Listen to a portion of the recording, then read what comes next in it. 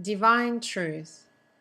Name of this presentation is Love Has Power Over Evil, and it is part of the Lessons in Love series.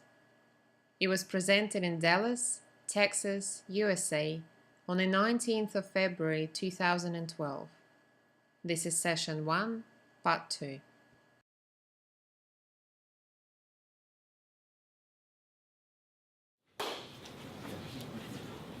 Okay, and Carol is ready. Carol is ready. Good morning, AJ. Good morning, my friend. How are you? Good morning to everybody. Good morning, AJ. Good to see you. Yeah. Where's my hat? I just it has to happen. Thank you, Tom. Oh, you really are in Texas now.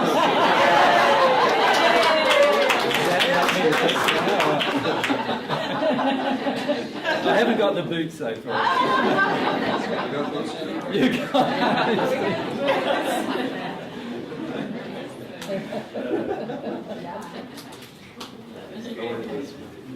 what we were thinking of doing today, we know that some of you are heading back today, but some of you aren't. And what we wanted to do today was we were thinking of, we'll finish sort of our formal stuff, if you like, or before 3 o'clock.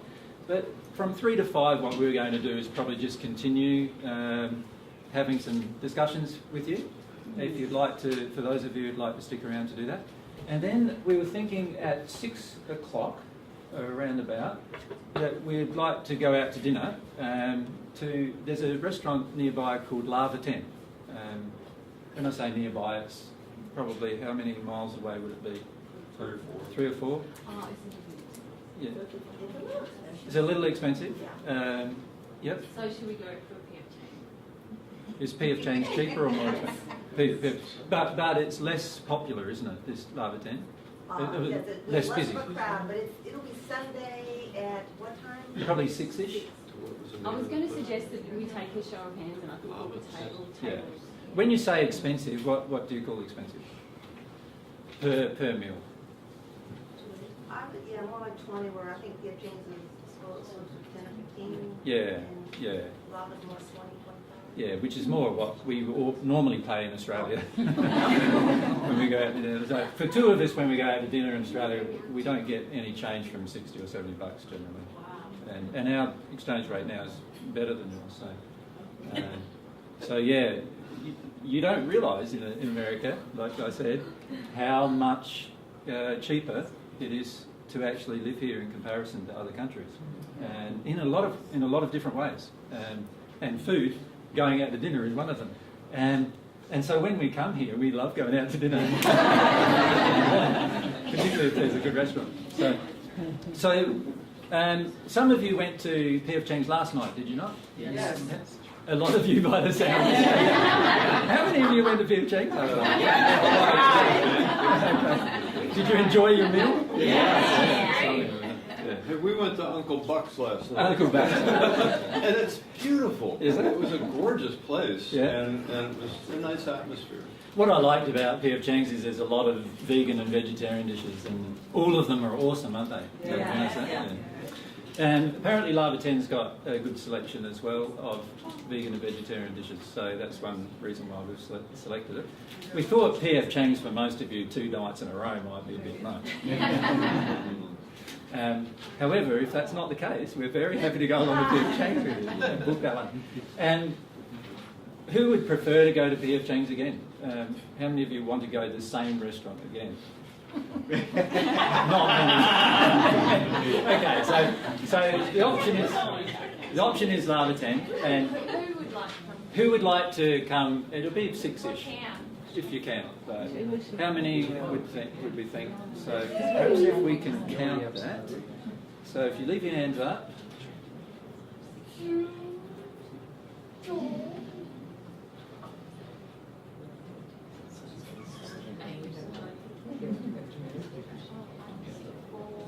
You're right, that side. No. 25, 26, 27, 28, 29, 30, 31, 32, 33. 33? Joy, what? Yeah. You left your hand up. Who wouldn't want to go to supper with Jesus? It might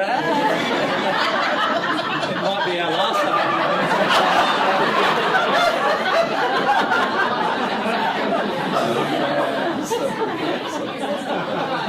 I couldn't resist that.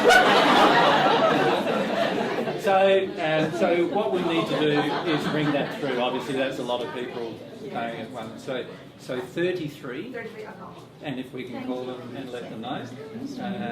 And if we make it, is everyone comfortable with 6, or would you like to make it a bit later? 6 is okay. If we finish here around 5ish, gives us time to go home, strip off, you need to, whatever else you need to do. Okay, is there any other things we need to do? Oh, hard disk drives. If any of you do have hard disk drives, yes, there's a chart. When are you leaving? Tonight. We have to leave. They take 6 hours to copy. So if you can leave it with Michael with a return address, so that he knows how to get it back to you, that would be awesome. And I'm happy to copy it over the next few days, but someone will need to send it back to you. Anyone else who wanted a hard disk copy? Everyone's fine? Okay. Also, Mike has kindly copied the Essentials DVDs, you know, the pack of 5. Oh, okay. There's free copies there. There's free copies of the pack of what you I feel are the didn't- essentials, is it? The 7 DVD sets. Intro pack. This intro pack, Yes, basically. and I didn't have time to copy the secrets, so I put my contact information there and I will send that out. No worries. So free DVDs. So there's free DVDs up the back, courtesy of Michael. Thank you, Michael. Thank you. And it's up the back there somewhere on the desk. I got it. Yeah. And Michael also clarified that Secrets started in 2009. Oh, it was in 2009. Yeah, I okay. can't believe that. I doubt whether she'll look at it anyway. You doubt it? Yes, because it was all just a facade. Yeah. Yeah. What you saw yesterday was evil in action, Yeah. but many of you did not recognise it, interestingly enough. It was absolutely brilliant. The evil in action. Yeah, the evil and love thing. Yeah. Absolutely brilliant. William. But there was actually Can you some explain that? people. Can you Yeah, explain? I will explain. Yeah. I will explain. Remember, one of the things that we all agreed that was a part of evil was control, manipulation, deceit. Pie before eating, except after tea. And those kind of emotions. You saw it in action yesterday with the media crew. Yeah. There was a lady down here, sitting down the front, who was a plant. Yeah. She's with the Dallas Cowboys. Yeah.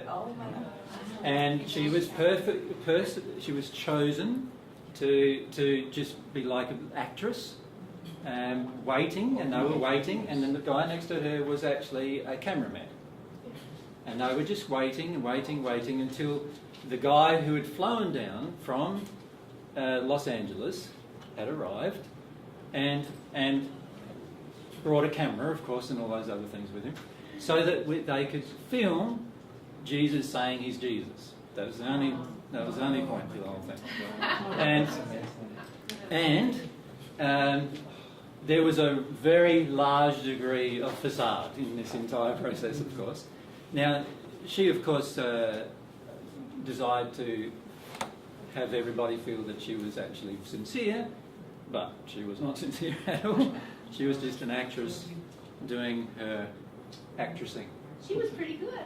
She was pretty good. Yeah. How many of you fell for it? I didn't like it. Yeah.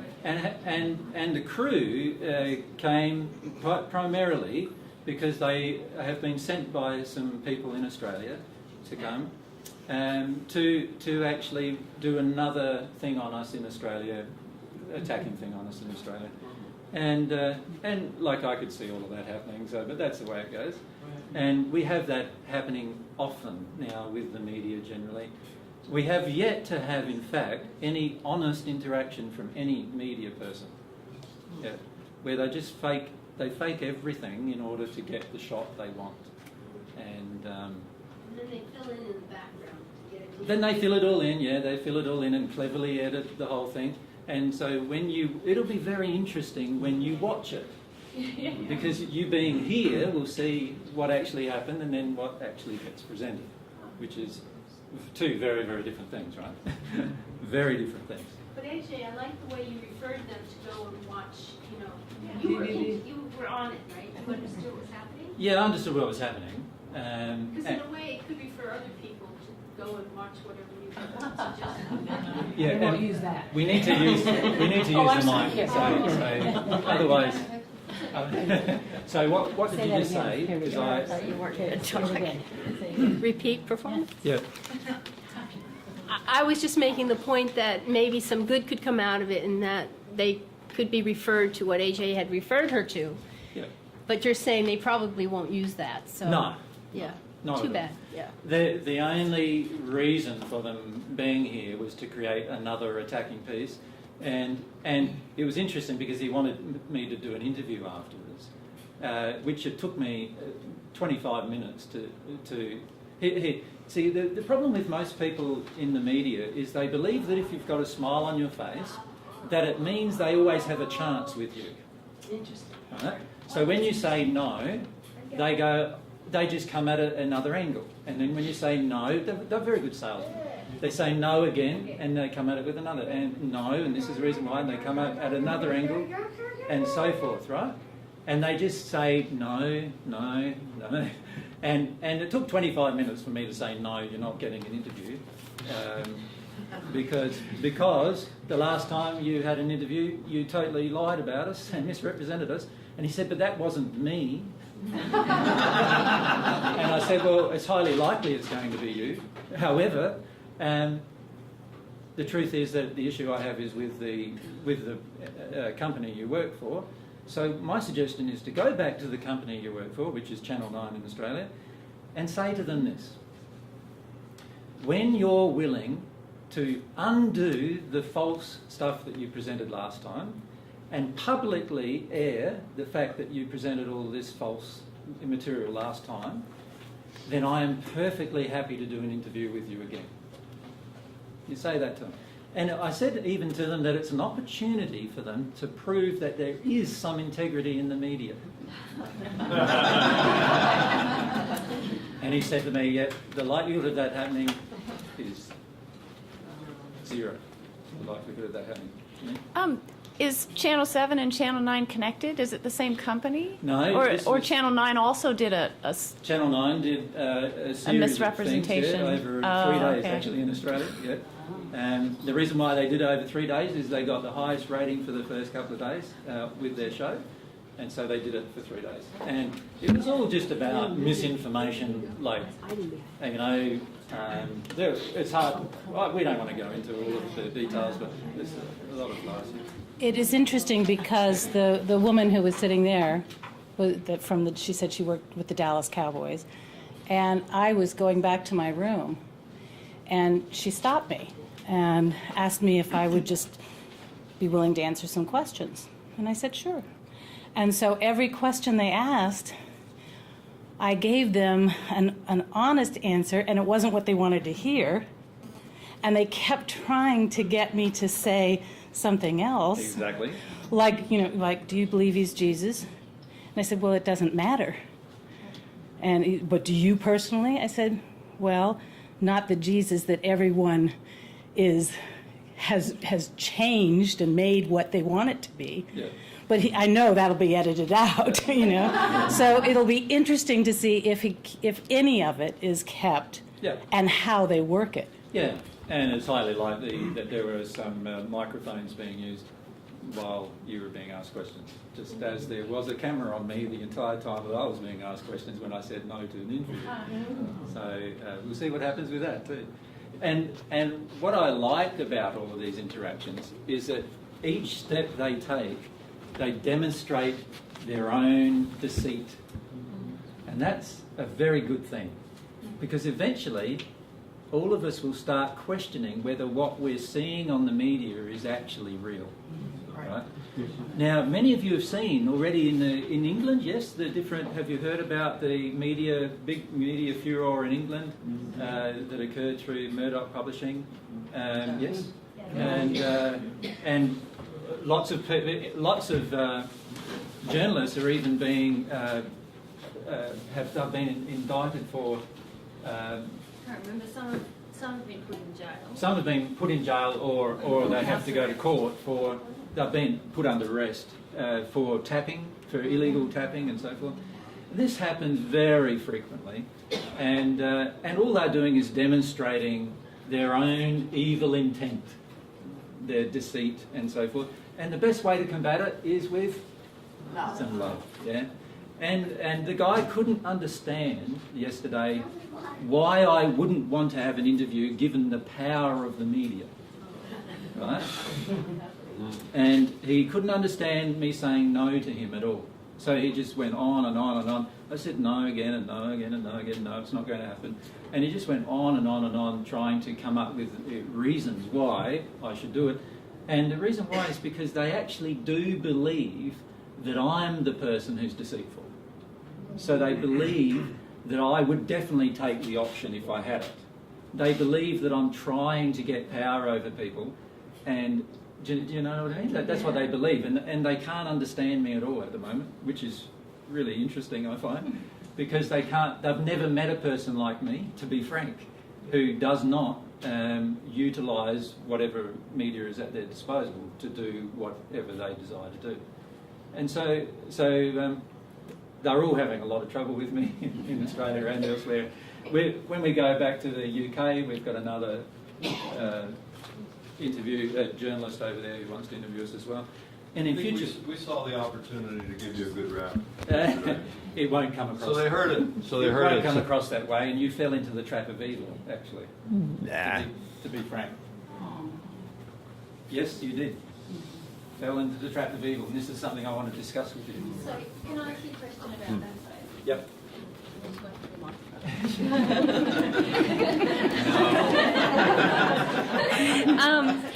Where is this is an interesting ethical question for me about where is the line where we speak up for truth, and where is the line where we say, now I'm engaging with evil? Do you understand? I completely understand the question. Falling into the trap of evil is all about your emotion. It's not about what you do. It's about the emotion you exchange with evil. You understand? Now, most of us don't understand what I've just said, so I'll elucidate. When we have an emotion, an addiction, so let's say this is myself, and I have an addiction. Let's say my addiction is I feel the world is unjust. Let's say that's the feeling that I have inside of me. And the addiction is I want to make the world just as a result of this addiction. So I want to try to force the world to face its own injustice and make the world change. Right? So when I have this unjust feeling within me, where I feel a lot of grief about injustice that I have not allowed myself to feel, what happens is I go around then trying to make the world just. I have this feeling coming out of me, and I'm going to try to force situations and everything into being just. Right? So when somebody from the media comes along with a camera, and he's got a spirit or two with him, he knows exactly what to manipulate. Right? Because he can see this, he just tries with different hooks, and usually they have spirits helping them do this, of course, a person in the spirit world going, yeah, this person's got this issue with injustice. All you've got to do is say something that makes them feel this issue of injustice, and they'll talk until they'll talk for the next hour. And in that talking, you'll get a lot of footage.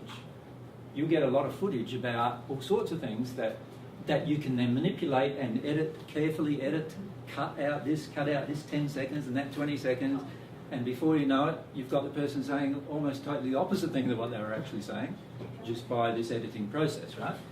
Now, what they do, so what the problem is this emotion inside of me has actually allowed me to be hooked into the process that evil then uses to meet its own ends.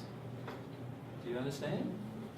It actually allows me this person here, me, to actually start to feel this addiction of mine, which is I want to make the world just. I want to make the world just. So now I've got an opportunity in front of the camera, you know, the media that might go to air. I'm going to take this opportunity and make the world just, right? And in that process, the person on the other end of the camera, they're just merrily taking away the footage.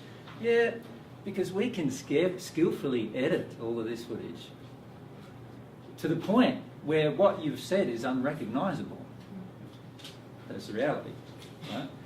And my feeling is you engage it, like if you were aware of this emotion within you, you wouldn't engage the media just because of the emotion. But most of us do. We engage them just because of a specific emotion within us. When we engage in truth, so when I am in truth, I will engage the person who's in evil in a state of love, which we'll talk about a lot more today. In this state of love, I recognise that they're going to use information against me. I understand that that's their purpose, because I can feel their purpose, I can feel their intention. When you're in a state of love, you can automatically feel people's intentions quite clearly. But I will still tell them the truth once, to give them an opportunity to change. I will engage them, not to fulfil my own addiction, but to give them the opportunity to change. Do you understand the difference? In the first instance, I'm engaging them to fulfil my feeling that I want to make the world just, which is an addiction that I have. And therefore, I'm in an addictive relationship with an evil person who is going to manipulate this thing, guaranteed, pretty much. When I'm in a state of truth, I'm aware that they're going to manipulate anything I say, but because I'm in a state of love, I will give them the gift of this truth for the first time. I won't continue engaging it and continue engaging it. I'll give them the gift of truth and see whether they take the opportunity to change. If they take the opportunity to change, that's fantastic. If they demonstrate their evil, then the next time they ask you for another opportunity, you tell them about their evil. You say, no, last time I engaged this opportunity with you, you manipulated the truth. You have demonstrated to me that you're evil and you need to change before I will actually engage you again. And this man went through all sorts of things. He asked me for forgiveness and other kinds of honestly, he tried to manipulate out of me an interview.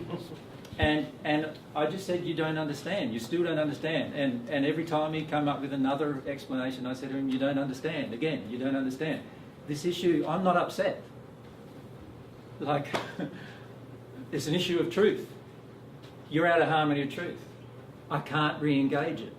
I can't. Until you get into harmony with truth somehow. I can't re-engage it. And then he'd come up with another explanation and said, you still don't understand.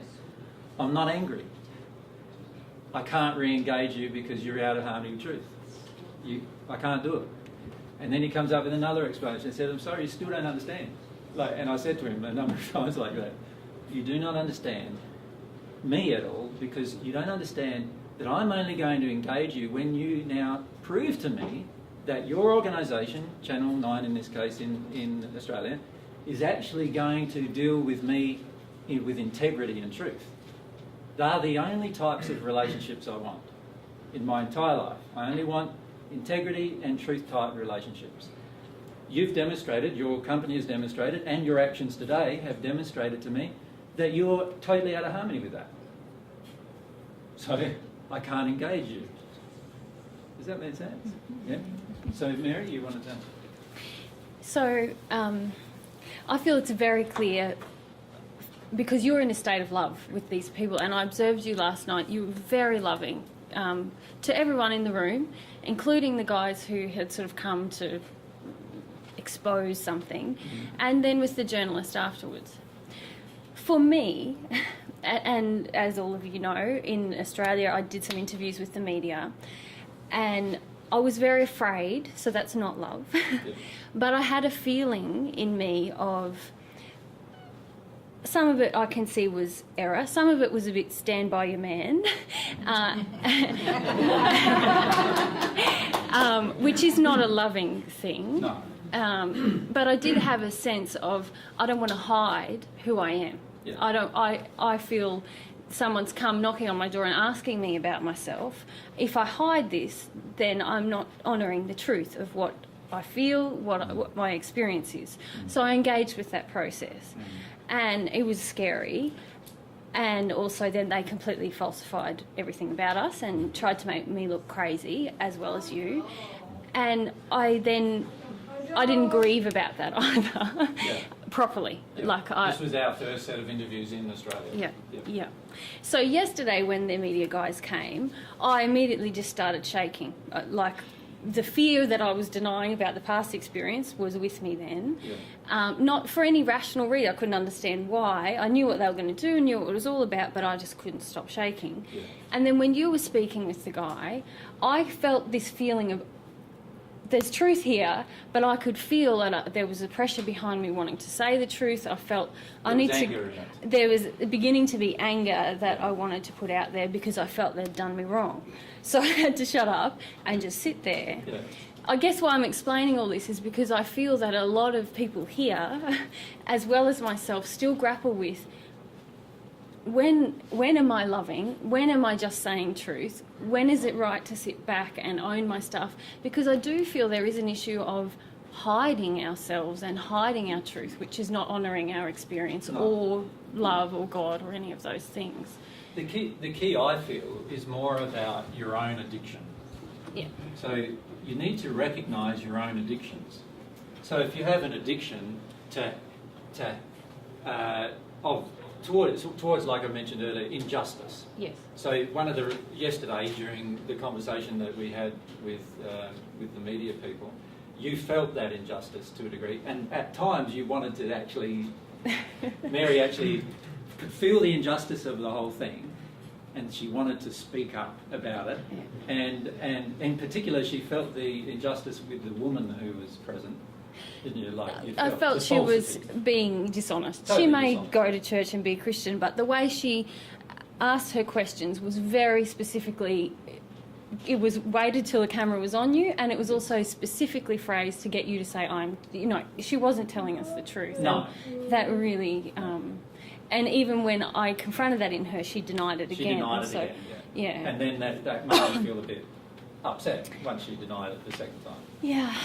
And that's when Mary had to just be quiet after that, because that's when it gets out of hand, you see. And what we need to do is actually look at, one of the things I didn't cover with you yesterday, is what we do, what evil does, the psychology of evil, is what I'd like to probably mention to you first, before we talk about how it's resolved.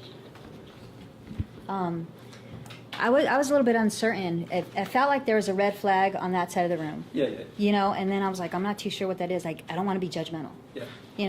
And then, later on, there was an uneasy feeling when the media came in. And then I felt a little bit of anxiety. Well, Mary had a lot of anxiety. I felt a little bit of anxiety. And then I was like, okay, well, I don't know what to do. You know what I mean? So, I just thanked you guys, and then I went on my way. But I didn't recognize the full intention. I just felt a slight red flag, like something's unsafe here. So what causes us to not see the full intention? And you see, there's obviously a denial of the full intention. Because the reality is we can feel everyone around us if we're open to the feelings of everyone. So when I don't feel the full intention of a person, that means I'm quite frightened of their full intention. And that causes us to be quite shut down towards what they're actually considering doing, if that makes sense.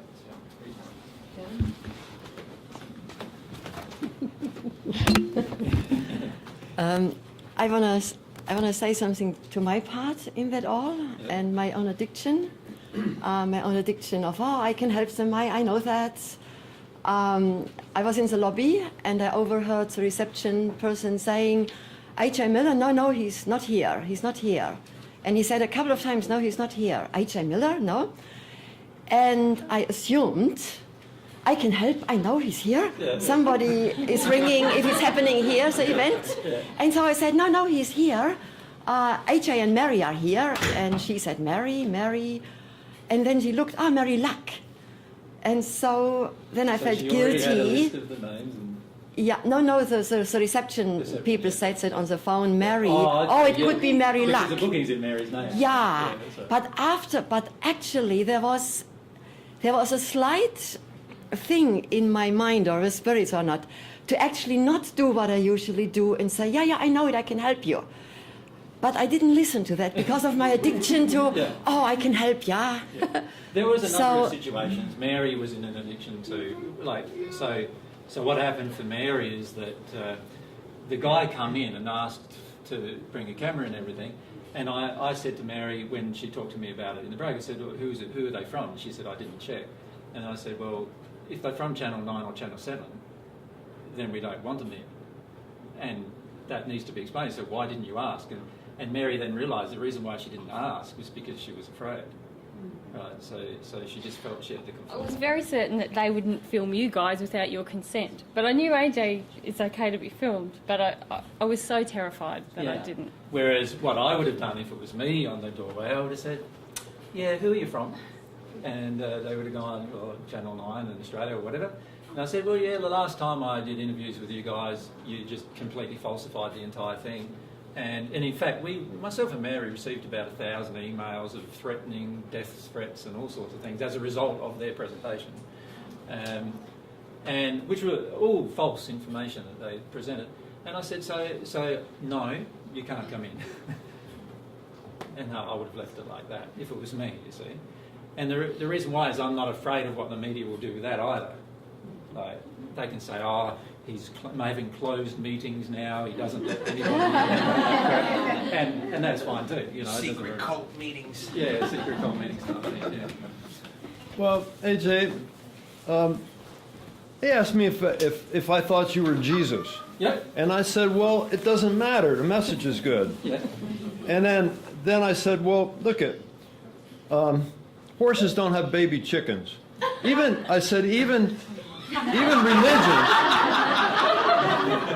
religions say that God is our Father. That means we're at least godless. Yeah. Correct? I mean, how could we be anything other than God if God is our Father? Like I said, horses don't have baby chickens. Yeah. So, what AJ is doing here is helping us find that God within ourselves. And that's a very good thing. Well, it's very interesting you say that, because that's not what I'm doing. Well, that's what I was wishing you were doing. But anyway, I'm not at all addicted or, I get media coverage in Arizona a lot. And sometimes it's good, sometimes it ain't. And I'm not addicted to it one way or the other. It's just kind of fun for me. Yeah. But I figured I was standing up for you, but not in a way that would make it seem like, I'm here to protect AJ or anything. But can you see, you thought you were standing up for me, but you actually presented an untruth about what I'm teaching. Oh, that's a bummer. Sorry about that. That's okay. This often happens in Australia too, where somebody thinks they're standing up for me because they think I'm a nice fella, but they actually then say something about my teachings that are not true. I guess it would be about my own then. Exactly. And so therefore there's a bit of an addiction about presenting your own ideas about something rather than what I'm actually saying about it. Does that make sense? And that's fine, you're allowed to do that, but it's interesting how our own... So if you think of what the media is going to do with that now, because now they're going to say that I'm teaching people they can be God, when the reality is... If in fact they actually put on what I said about God is our Father, we must be at least godless, that should get some people thinking about something. Sure, but it actually misrepresents what I'm teaching. Yeah, well, oh well. Sorry about that. That's okay. That's okay. But this is where we often fall into traps, you see, because of different emotions we have. We fall into traps. So the emotion you had was, I want to help AJ out here. He's a nice chap. He's a nice fella, and this is an opportunity. That's the addiction to help somebody out who seems to be in trouble, and I don't feel like I'm in trouble with the media at all. But that addiction causes them to take an action that then is based on some of our emotions that get inflected into the action, and then something gets misrepresented. And that's often what happens. So in Australia, we've had many of our friends get interviewed, many of whom misrepresented what I taught. As a result, they just like me. They know I'm a nice fellow. They can feel my integrity and they can feel my love for them. But they don't agree with everything that I'm teaching them, of course. And that's okay. Like I still love them, even though they don't agree with everything I'm teaching. But then when the media interviews them, they then tell their part, and that just confuses the waters in terms of what finishes up getting presented. Well, that's good. Then we confuse them then. That's good, isn't it? The truth never confuses anybody. The truth is always enlightening. The truth is always, and this is why in the first century I used the terminology that you can become the light of the world only by being in a state of truth and love. So, and that's why I also use the term, the truth will set you free. Because the truth has so much power. If we confuse people, we're actually adding to the confusion on the planet. And that I don't feel is a very good, it's not a very loving action to take, to add to people's confusion. We want to take away from their confusion. We want to lighten things, show the light on things, rather than cause them to still wander around, blindly in the dark, as I often mentioned people were doing in the first century. So it's very important to, and this is one thing I would like to discuss about the evil side of things, what actions we take in the justification of ourselves that often can be associated or pander to evil. And it's very important for us to see these things. Carol? So in my going to my room and this lovely woman misrepresenting herself, coming after me, I was in really a state of love and appreciation. Can I firstly address what you called her? A lovely... Outside, her facade, a lovely facade. I agree totally. Yeah. So a lovely facade, but here's the thing. Even though I see that it's a lovely facade, I feel her. I feel a part of her that was a deeper place. Something in me feels a deeper place in her. So I'm not pushing away from the facade. So when she came to me and asked if I would be willing, open to answer a few questions, I didn't feel the need to. I didn't feel like the desire to, but I just felt the willingness to. And in love. And so each time when a question would be asked that I could feel them wanting to steer me, like cattle, I would... This is where you're actually confusing yourself. Okay, great. The fact that they wanted to steer you, it's not a word I often... Right. Very Texas. It fits with your shirt.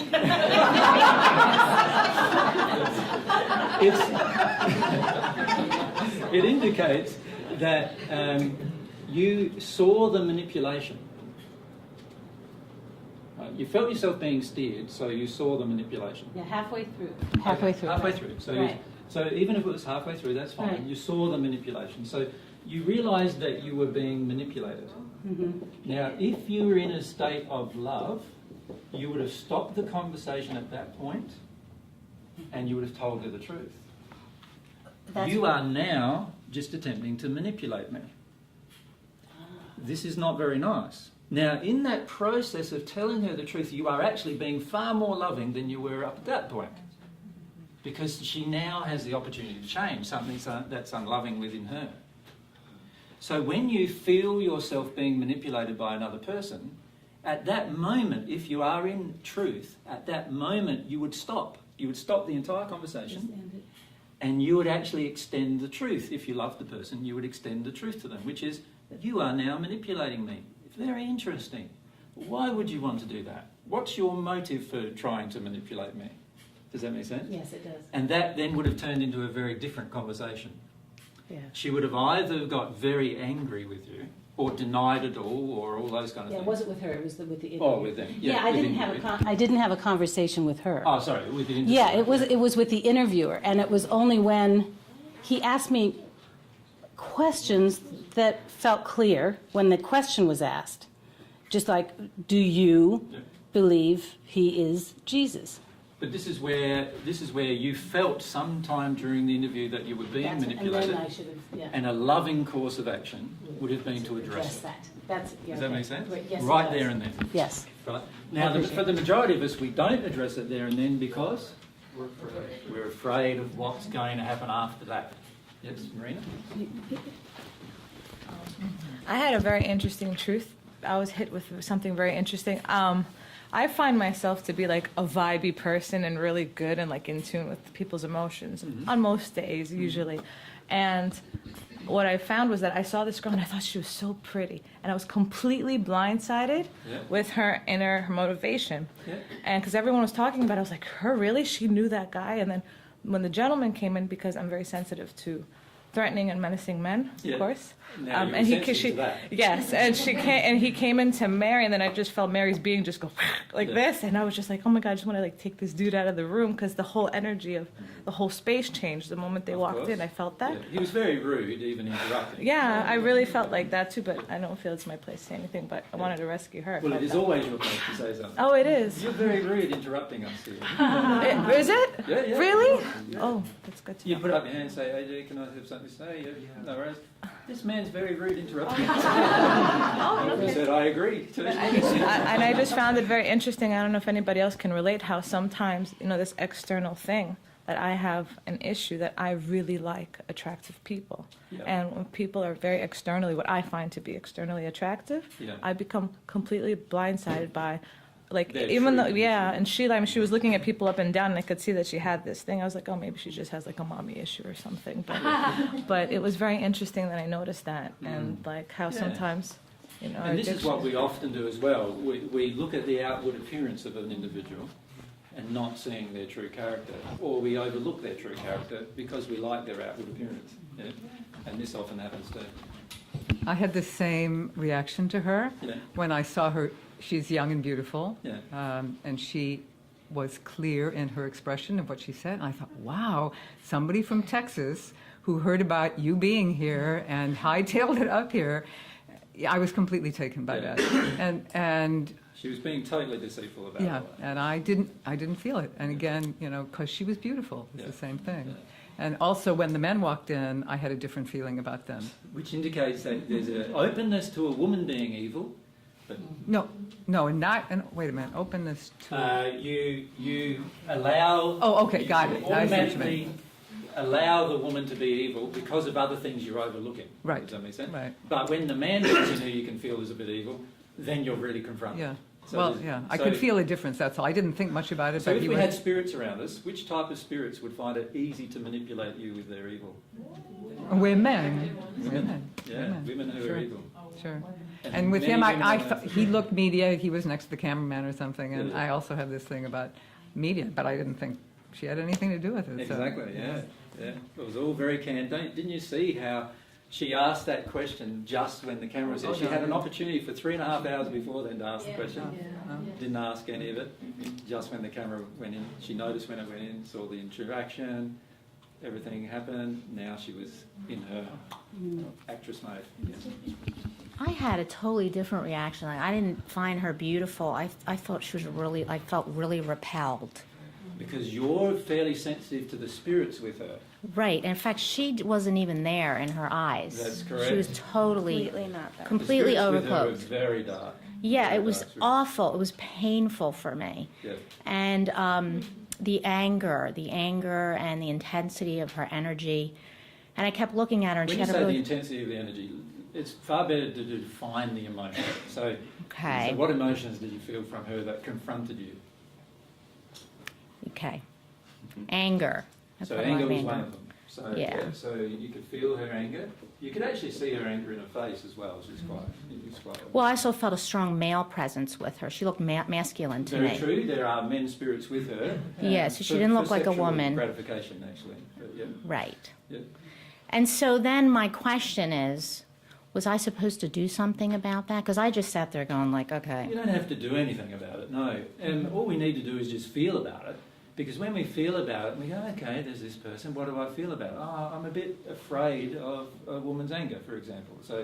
So anything that makes you feel sensitive or makes you feel uncomfortable is always a great indication that there's something underneath that you need to allow yourself to go to. Right? So while I was speaking, I could feel this corner here being quite, in a different space to the rest of you present. And if I feel any discomfort about all that, I just allow myself to feel it. Just need to check whether my mic's actually working properly, which it is, yeah.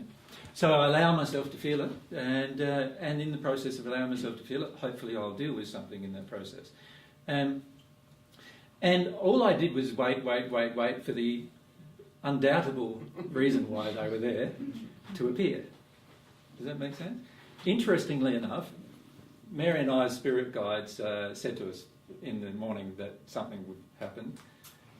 But they didn't give Mary the complete details because Mary would have tried to preempt the fear rather than feeling it. So they didn't tell us the complete details of it. Yeah. Hi, I actively felt something as well from Liz, but I chose to engage her and ask her why she was here. And when she turned and looked at me, I couldn't even hear what she said because of that darkness that I completely felt. Yeah. But I was not aware, I was so engaged in what you were talking about, I wasn't even aware of the camera and all that was going on. Yeah. And when she asked you that question, I second-guessed myself, and I do that a lot with not trusting that, I call it the safety shut-off valve, within myself to know that I have that awareness. I can know that truth about somebody. Yes. So what happens with a lot of people, and this is something that's happening for yourself, is you instantly feel the fear that the darkness brings up in you, and then we automatically try to detune from this fear. But the problem with detuning from the fear is we're now not sensitive to our own inclination of what we should do. You see, what we finish up doing then is we finish up actually not listening to this little inner voice that we've got going, no, something's wrong here, and we continue to engage the situation on the facade rather than engaging at the actual level. So engaging it at the actual level would be, no, there's something wrong here. I don't actually believe what you're saying to me. Mm-hmm. And you're allowed to say that, by the way, to people. Mm-hmm. I don't believe what you're saying to me. Mm-hmm. My law of attraction continuously presents that to me, those situations. Yep.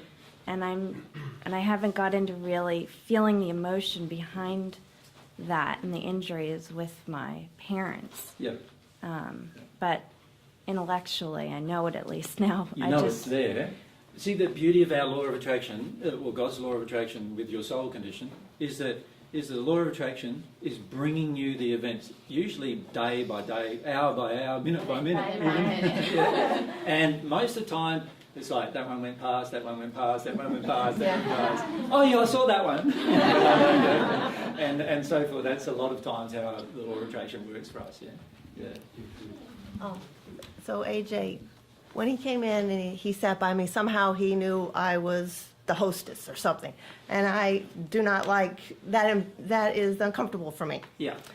So he was asking me if he could film, and I was like, oh, usually AJ lets you film him, but go ask Mary. It's like, throw it at Mary. And then I felt bad because I could tell she was really uncomfortable with it. It was really good for Mary.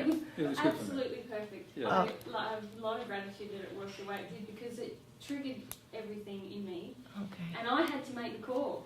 It was me. It wasn't AJ. And I was like, oh. And that's good for her to do it. And then when I could tell he was trying to use his charms on me. He was like, hey, you're in charge or whatever. And then when he asked to interview me, I thought I was trying to address my fears because I'm afraid to be on the camera. And then, but I thought I did pretty good. Yeah. And I thought, well, I'll just look right at him. Yeah. And he started to tear up, and I thought, okay, am I affecting him? But I just kind of tried, and then I went home, and Tom said he noticed it too, and I thought, later I thought, well, maybe he was trying to manipulate me to get me to cry Yeah. when I was talking to him, because he maybe noticed I was getting nervous. In Australia, most of the interviewers are they're looking for people to go through an emotional reaction while they're interviewing them. Right. And so what they do, even in the presentation, sometimes there's people who cry because of what they say to me and my openness to hearing what they're saying about their life and so forth. The camera goes straight onto them, like every single time.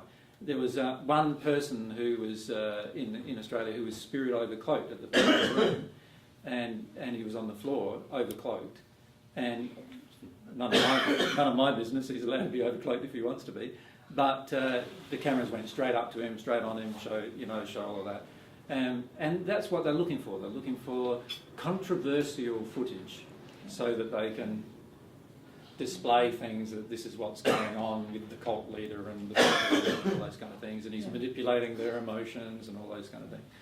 And yeah, it's a very clever facade, manipulated by a lot of very dark spirits, trying to muddy the waters of divine truth on the planet. Basically, that's their underlying cause.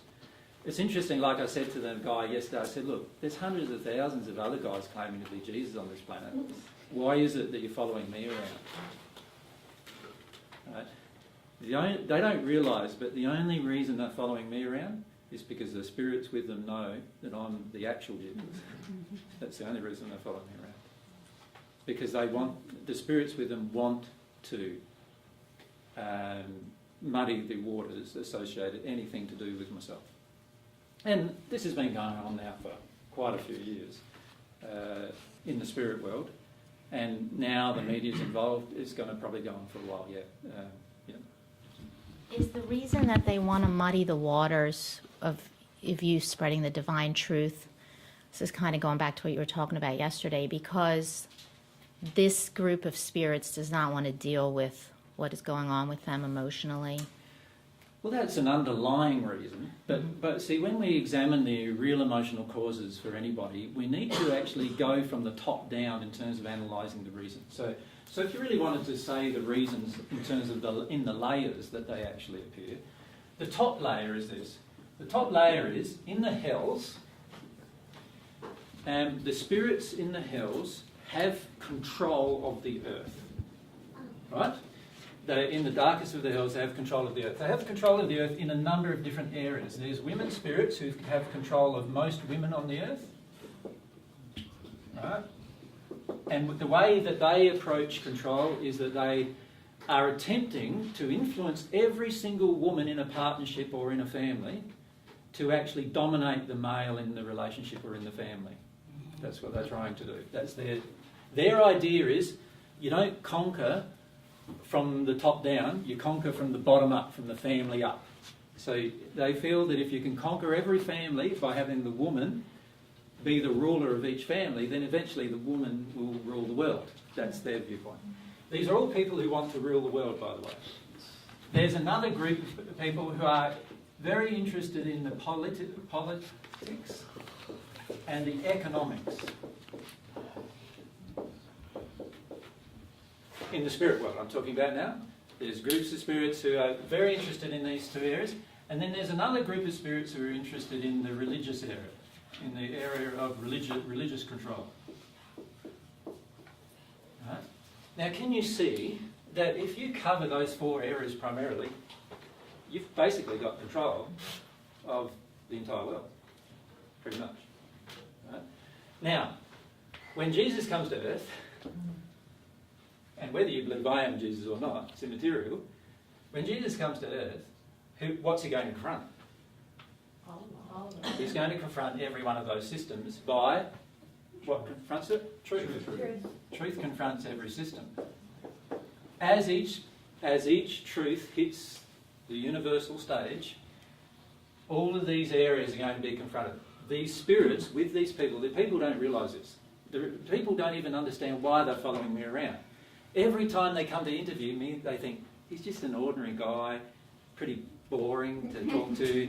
They do. I can feel their feelings quite strongly. And every single person who comes to interview me does not even know why their producer sent them to interview me. except for the claim that I'm Jesus. But there's, like I said, there's hundreds of thousands of other people on the planet claiming to be Jesus, and they don't go and interview them. In Australia, there's about 12 or 13 that I've heard of that are not committed in asylums who are saying they're Jesus, and they never go and interview them. Right? And the reason why is because the spirits with these people know, these spirits who are the bottom of the hells, with these people know who is going to be the person that affects them the most if it ever gets a foothold. If divine truth ever gets a foothold on the planet, they realise it's going to have a huge impact on their life. You see, at the moment, the earth is basically surrounded by what you would call, what you and many of you have known about, by earthbound spirits who are totally interested in domination of the planet in an evil sense.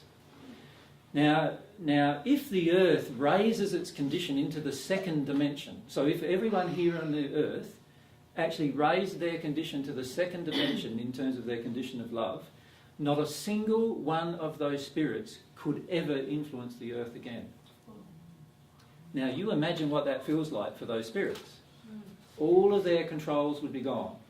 All of their manipulation would be gone. All of their addictions could no longer be met. They would be in this state now where none of their current frenzies could be engaged. That would have a powerful effect on them. They'd be forced by the situation to go and deal with something. Now they know that. These spirits know that. And so there is a very, very strong feeling of all of these spirits banding together in order to primarily attack myself at this point in time, so that none of the truths about any of these systems, about the errors in any of these systems, actually come out, or that anybody really notices them and still continues to allow them to be present. This is something that I've been aware of course, for a long time, for 2,000 years, in terms of what's actually going on in the spirit world with regard to control of the earth. However, most people on the earth are not aware of the level of control that these spirits have over you. Your entire economic system was created, in fact. It was first conceived in the mind of the spirits who control the economic system of the world. It had nothing to do with what the people on earth were manipulated into forming that system. You've had, I think it's 4 presidents who tried to disband the system because they recognised its evil. Every single one of them was assassinated. Right? So the reality is these spirits have a very strong control over the earth and its systems. If you look in the religious side of things, there is this very strong, and you'll notice it, very strong movement towards what I would call fundamentalism. Yes.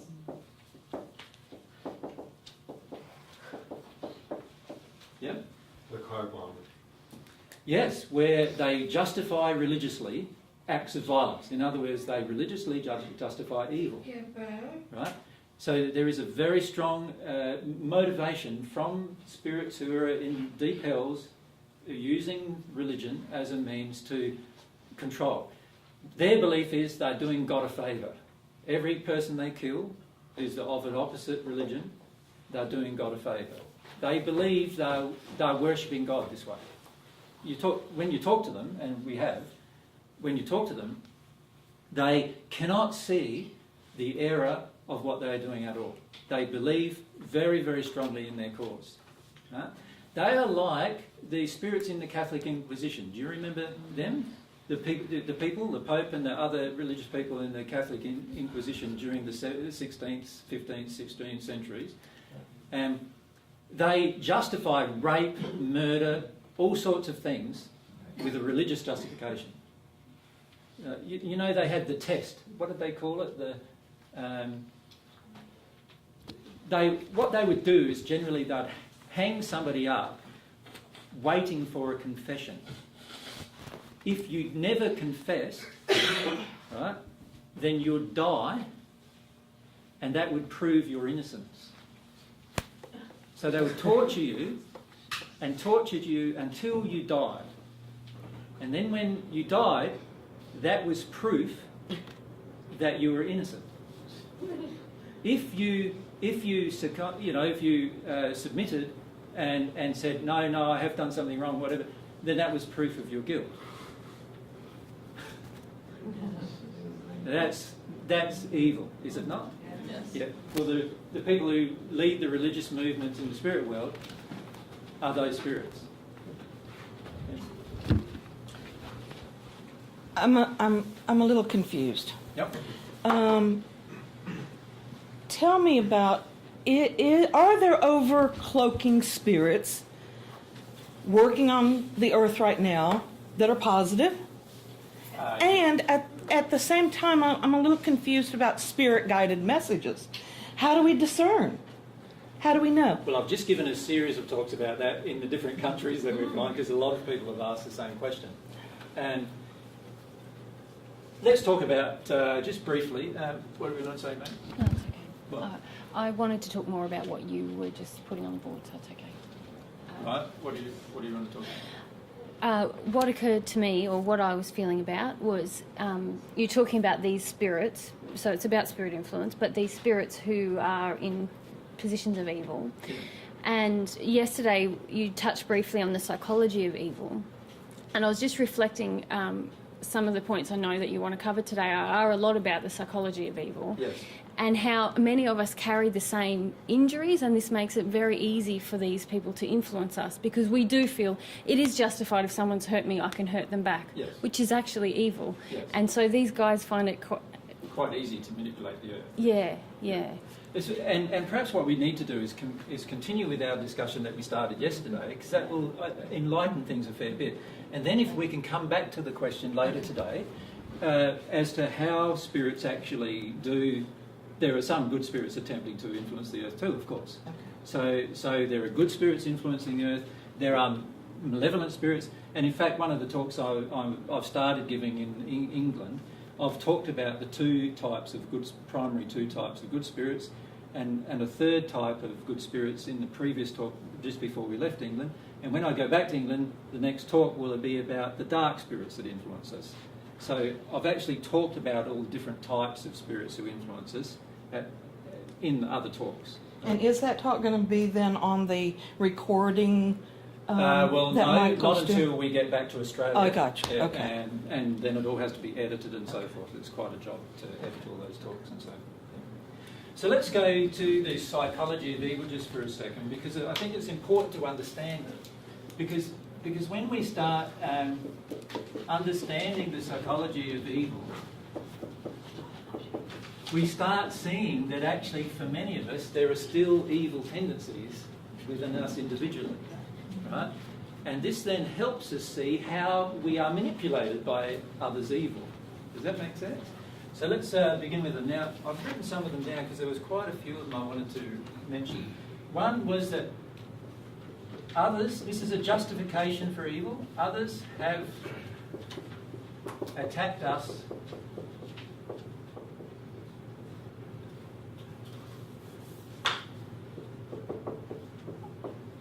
first.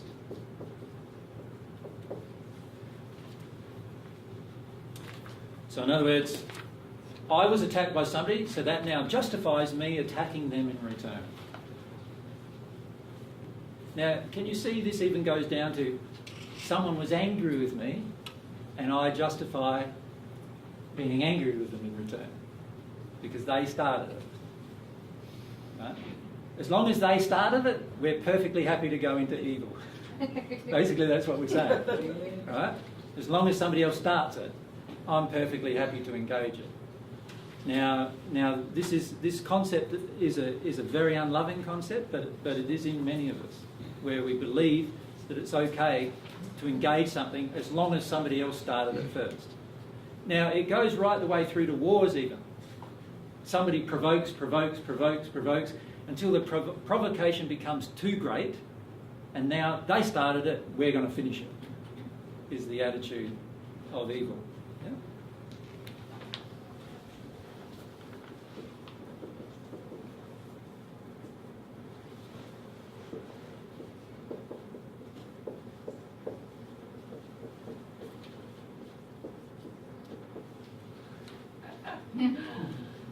Can you see that one is just, others look like they're going to attack us, so what we do is we attack them first. We preemptively strike against them. Your government has practiced this as a foreign policy, has it not? Yeah. So can you see that causes things to escalate quite rapidly? You then become the provocateur. Provocateur, is it?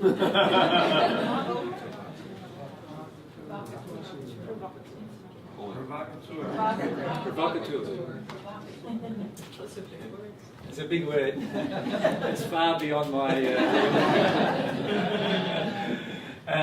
and this is a problem, this whole justification for preemptively acting against a person, even if it's in anger. So, see, if we reduce this down to just being angry, somebody does something, and we feel anger, and then we go, well, you know, they've been angry with me in the past, so that justifies me getting angry with them. Well, now I'm in the cycle of evil. If it justifies me attacking them before they're even upset with me, that is also, I'm now in the cycle of evil. Do you follow? Yeah. Okay. Others? Don't do what I want.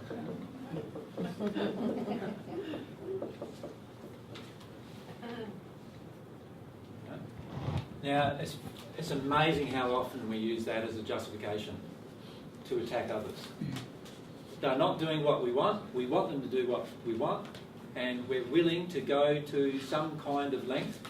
Often anger is, again, the length that we're limited to, but you'll be surprised how many people resort to some other violence. You know?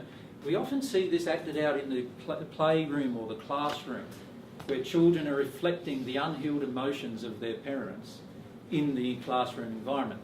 So a child attacks another child because the parent already has the belief that it's okay to do that because the child didn't get what it wanted.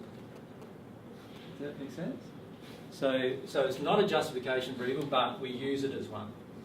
And by the way, whether what I wanted was wrong or right is immaterial, because we always believe what we want is right. Right? So for the person who engages this action, they're not concerned at, well, does God think that's right, or does society feel that's right? They're not concerned about any of those questions. They're only concerned about whether they think it's right. That's all. Yeah. Others.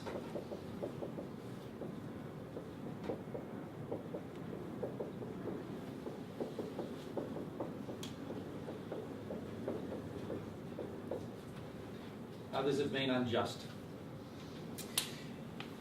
Our desire for justice gets us into huge amounts of trouble, because true justice on the planet is very difficult to achieve given our personal limitations as humanity's limitations. And when I say true justice, for example, let's say a murderer murders your child. Right? How do you get true justice? Now, most people would say, well, let's go and murder his child. Or let's murder the murderer. Does any of them bring you real justice? None of those acts actually brings you a feeling of satisfaction that you've got your child back. Right? To have real justice, we would have to have our child back and the person have some kind of punishment. For many of us, that would be the satisfaction of real justice. But is it achievable? It's not achievable. Right? We can't bring a person back if they're already dead and their silver cord's been broken, they're gone for good from this earth. When I say gone for good in a physical form, many of them are are still surrounding the earth, of course, because of the different attractions that occur, but we don't feel them as easily because we can't see them. And so we then go into this state where I've been treated unjustly. And then we go into this place where we justify evil acts because of the injustice that has been perpetrated towards ourselves. But there is no real justice here, because you can't actually achieve it, particularly if someone's been murdered. You cannot achieve it. What if someone's been raped? How do you achieve that justice? How do you get justice if you've been raped? Cut their nuts off. Well, but does that achieve justice? You've still been raped. The rape is still within you. It's still a part of yourself. It still affects your entire life. It still affects your relationships. It affects who you've been, who you're with. It affects their life. It affects so many different things. So how do you can't really achieve justice, can you? You're probably stuck with forgiveness. Well, you say we're stuck with forgiveness, but forgiveness is definitely an act of love. But we'll talk about how we forgive, because it's very important to understand how we forgive. But can you see, when others have been unjust, we have this immediate reaction, most of us, of how dare they, the anger rises, and then for many of us there's this automatic plan to even get them back, right? That rises within us. Now we're in the cycle, the psychology of evil. This is what evil does, right? And it's okay to admit it, by the way. If you judge it, you can't admit it, and if you can't admit it, you can't change it. So we need to stop judging evil, and we need to start admitting to it when we are, and then we'll have the option to change it when we can, right?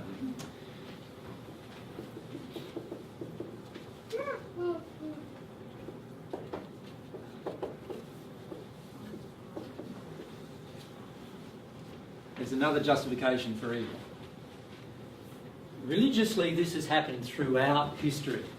I've got a whole society of people who believe a whole different type of faith, and we're going to murder them unless they convert.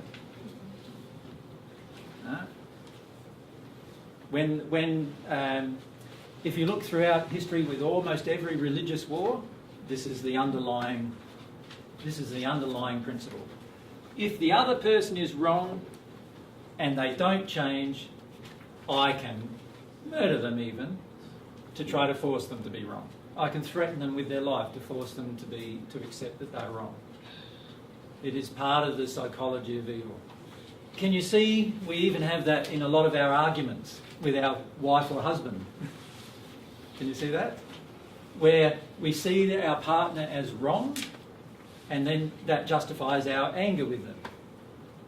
It's the anger that's now in the evil cycle, right? Because we've got this underlying feeling inside of us that they are wrong. They are wrong. They are wrong, and it keeps playing in our mind, and then all these spirits come with us as well. Yes, she's wrong. She's wrong. You've got to say she's wrong, and then when you start saying it, you've got all these spirits with all their rage that they've not yet resolved, and now by this time you're swearing and yelling at her about how wrong she is. Who's wrong? You've just entered the cycle of evil. You're wrong. In that place, you are out of harmony with love. So that's a very big motivation for it. Now, can you see these three in particular? Those three in particular are methods that most of us use as a justification for our unloving behaviour almost every day. Can you see if the world's going to change on this issue, we're going to need to start to see where we justify our own actions that are evil. Okay? And it's really fair to say that every spirit, every soul in the hells carries those belief systems. Every soul in the hells. So I really, have yet to meet a person in the hells who hasn't had all of those beliefs actually regarding their justification of their evil acts. so it's really for them and for us to confront that these things aren't serving us in love in our life, but also that they're evil and they're not love. The problem is, though, we do think they're serving us. Yeah. That's the problem. So that's what we have to see, isn't it? Yeah. That this isn't serving us, and they don't see that. And often I feel I don't see that. Well, you look at the spirits we spoke to yesterday, the women who had been raped and murdered in the spirit world now. When I tried to discuss some of these things with them, they were instantly confused, and they were trying to say, but these men hurt us. And I said, I know they hurt you. I know they hurt you. I'm not saying they didn't hurt you, right? I'm saying that while you then use that hurt as a justification to hurt other men on the earth through the women that you're using to attack these men, you are now hurting men. So you're doing the same as what other people have done to you now. So this is the problem, is that we justify doing the same thing of what others have done. But unfortunately, we're even not that just about it. Because here's the person who's been harmed, Here's the person who harmed him, right? What finishes up happening is that this person generally is so afraid of that person, they don't try to harm the person back. What they do is they choose another person of the same gender who's easier to harm, and then they harm them. Every pedophile does this. Every single pedophile does this. This is their mum, in many cases, or their dad, right? And they've been harmed by their mum or their dad. Instead of trying to harm their mum or dad back, what do? They choose a child, generally of the same gender, of where they received her from, and they try to harm the child. Right? It's the same principle. I'm just wondering if that same issue, if we would perpetrate it onto our spouses as well, if we had a damaging father and he was very controlling. We do it all the time with our spouses, all the time. So here's our father, who we are still afraid of, even though we're a grown woman. Here's us, his daughter. Now, we won't say to our father, you've been a bad father, you've been terrible, you treated me badly, and all those kind of, because we'll just get more treated badly. And often also we're still seeking love from him. And approval. And approval and acceptance and so forth, right? So what we do is we marry someone who's not like our father, who's almost the opposite of our father, who allows us to abuse him. And he puts up with it, right? And now we have the satisfaction that we take out all of this stuff on him most of his life, and yet the person who really deserved it was Dad. Our father. If anybody deserved it, it was him, not him. He's a nice man. Do you think he's going to end up a nice man if we do that? It's highly unlikely, right, that this man's going to have to be a very spiritually developed man to end up a nice man after being attacked by his wife for 30 years. Do you understand? I do. So this is the cycle that we start the processing of, right? And it's very important to see that this is what's going on, even in a lot of dynamics that we have going on. We're not even just with the way in which we use our rage. We use our rage against a person who will accept it, so it's accepted by this person, when the person who created our rage and our pain was this person. If we were just, we would put it against that person. But we're not being just because we're too afraid to be just. So what we do is we put it against that person. Many relationships play out like that. I once spoke to a spirit in the spirit world. He came and visited me, would have been 5 or 6 years ago now. He was a man who had reached the 3rd sphere condition in the spirit world by the time he came to have a chat with me. And his wife had only just passed. He had passed 6 years prior to his wife. Now in that 6 years, he had 6 years without his wife, right? And that caused him to be able to progress. But as soon as his wife entered the spirit world, he felt drawn to go to where she was. Now she was in the hells, and she didn't understand why she was in the hells, and she wanted him to get her out of the hells. So she kept projecting at him, you've got to get me out of the hells, it's all your fault that you're here. And he was still in this addiction with her, feeling that it was his fault. But every time he'd go back to the hells, he'd feel terrible, of course, because he could live in the 3rd dimension, which if you compared the two places are totally different to each other, right? And so what he did was they both came to me to work out why he felt so drawn to go back down to her, and she was swearing and carrying on and saying how he should be there with her and so on, and she was quite upset. And when I explained to him that he was just accepting the rage of the woman all of his life, he just broke down and cried for quite some time, right, during our discussion. As soon as he did that, he realised that he didn't even love his wife. And when we started talking about the soulmate issue, he realised that he was actually gay. He'd been living with a woman who was like his mother for 40-something years on earth. He had a heart attack as a result. He died from sadness in his heart.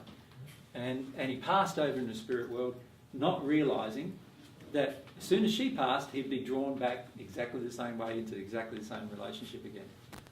that make sense? Yeah, it's the same dynamic playing out, exactly the same. Okay, now there's a few more we want to add to this. It's a fair few already, isn't there, really, when you think about it? A fair bit for us to examine. We are in pain, and I put pain in quotations because a lot of times what we think is painful is not that painful. That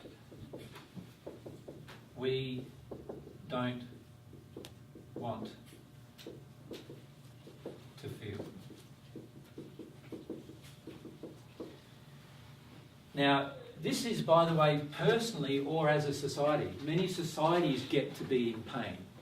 Like, so, for example, economic pain of a society causes many societies to justify attacking another society that has less economic pain.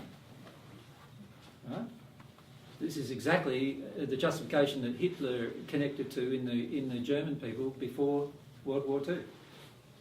Right? Because of the suppression from the treaties that happened in the 1920s, the German race felt under suppression economically and developmentally, and as a result of that, all of the German people generally had this psyche inside of themselves, this emotion inside of themselves. We're being oppressed by other countries. We're being controlled by other countries.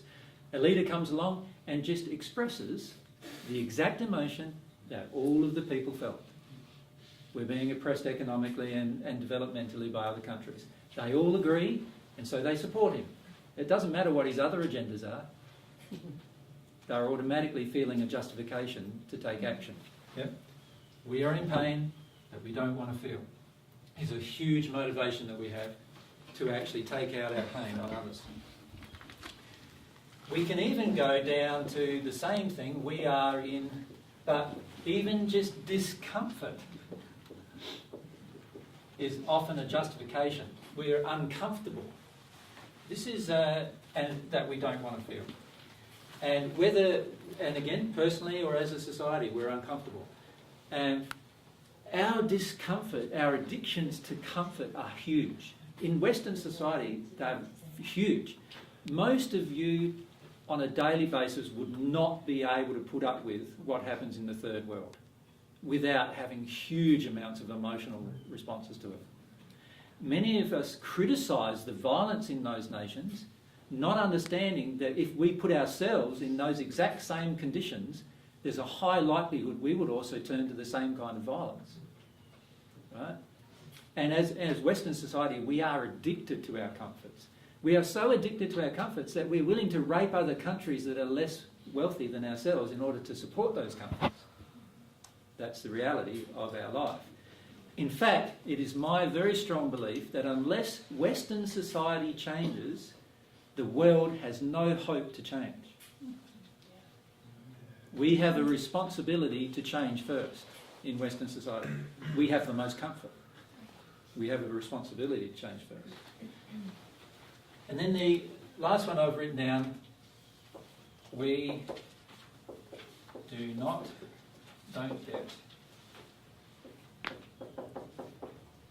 what we feel we deserve.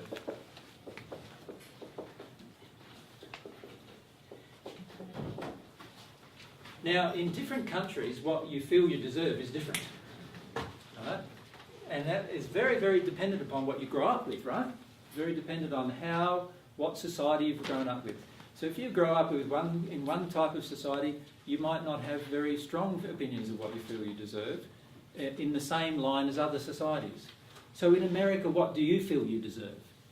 A lot of you feel like there is this American dream that is portrayed, isn't there? What's the American dream, basically? We deserve all to have freedom, house, wealth, happiness, Education. a vehicle that we can drive at any time. Now, if you grow up in El Salvador, which is not that far south, right? What would you think a car is a God-given right? No, it's highly unlikely. You think a car is a God-given right. Not even a donkey. It's not even a donkey. Yeah, you'd be lucky to get a donkey, actually. So you'd be in a totally different state. Would you think that a big two-storey house, 30 square, what is 30 square? Like, do you have square? You have square feet here, don't you? So let's say 5,000 square feet home. If you were down there, do you feel that you would feel that is a right? You'd be lucky to have a one-room home and call your own and own, probably. Yeah. Would you feel even running water is a right in some countries? No. You'd have to go and actually walk for 2 or 3 kilometres with a donkey thing on your shoulder and carry the water home for the day. So you wouldn't even think that is a right. Can you see? It just depends where we've grown up with as to what we believe is a right. In regard to El Salvador, in regard to El Salvador, it's interesting that you mentioned that because you knew my ex-wife Yesenia. Yep. She has associates in that country. That's where she's from. Yep. And there were actually people she knows who have been murdered because of jealousy of having a possession that others didn't have. I mean, just out of just that jealous emotion caused a death. Yeah. It was pretty. I mean, there's a lot of other things, but yeah. So this idea that if we don't get what we feel we deserve is very different for every country. Some countries have a much lower expectation of what they deserve than other countries. Other countries have a very, very high expectation of what you deserve. This is one thing that fascinates me about your shopping here, like your food shopping, because there is a very high expectation in every American of what they feel they deserve to see in a shop. When an American comes to visit me, every single American that's ever come to visit me has been severely challenged by what's in our shops in Australia because it's not exactly what they expected to see, you see, because of this emotion. I deserve it, where is it? Like, what's going on? How do you live like this? You know, that's the way many of them feel. And I've actually had them say that to me. How do you live like this? Really easily, actually, but it's interesting that we have a different level of what we feel we deserve. The problem with this, when we don't get what we feel we deserve, is how we respond. You see, it's always, with all of these things, it's how we're responding. This is, and there, I could come up with more, of course, but this is the basic underlying psychology of evil. This is where it all begins. This is where the unloving behaviour begins, where we feel the justification for these things. Does that make sense to everyone? Yeah? Would you like to, is there any questions you have about any of that? Just wait for the mic. Yeah. On the last one, it seems like we don't even have to have that one, but just to have the fear of that. The fear that we're not going to get what we want is enough to create the evil. Very good point. Very good point. Just the being afraid that you're not going to get what you want is enough sometimes for us to justify some very severe actions. Very severe actions. I noticed that in myself. Yeah. In selling a lot of my stuff, if I don't think I'm getting what I deserve, I notice my desire to want to manipulate the truth. And I'm catching myself on it and praying about it, but it's like, wow, it's there. Pretty big emotion. Yeah. It happened in our interaction with the concert in Australia. Oh, that and some other things we've interacted about, yes. Exactly. The desire to just shift the truth a little bit to my advantage. Yeah, exactly. Yeah. Enrique. I remember when we went to go visit you all in Australia in 2009. I was astonished that you only had one flavor of hummus. And I told that story over and over in outrage that you wouldn't believe how these savages live. And it's true, we do. The only time we have multiple flavour of hummus is when we make it ourselves. Generally, it's all very similar. Now we've had some changes recently that we now have multiple flavours of hummus available in some supermarkets. But the reality is, you have so much choice available to you here. And therefore you grow up, right from the time you're babies, you grow up with that choice, so therefore you feel you deserve that choice. And then when you go to another country, the choice is not available, and so there's an instant feeling or reaction. So, camera key? Yeah, they're not back in back. Thank you. Sorry. Thank you for the camera for not turning back in. Yes. Yeah. Well, they were just too deceitful yesterday for us to allow them back in today. So. Okay, so I thought they might come to that actually. Okay, so can we see the psychology of evil? Yep. Okay. So what do we do with it? This is the good question, isn't it? How do we overcome this with love? What would love do in these situations? That's what we want to look at now. Now, do you feel like we'd like to have a bit of a break first before we consider what love would do? Sure. Everyone's not crossing their legs and having to go to the toilet. Yeah. Well, what if we have a 10-minute break then, and then we'll get started on the love side of the discussion. Yep.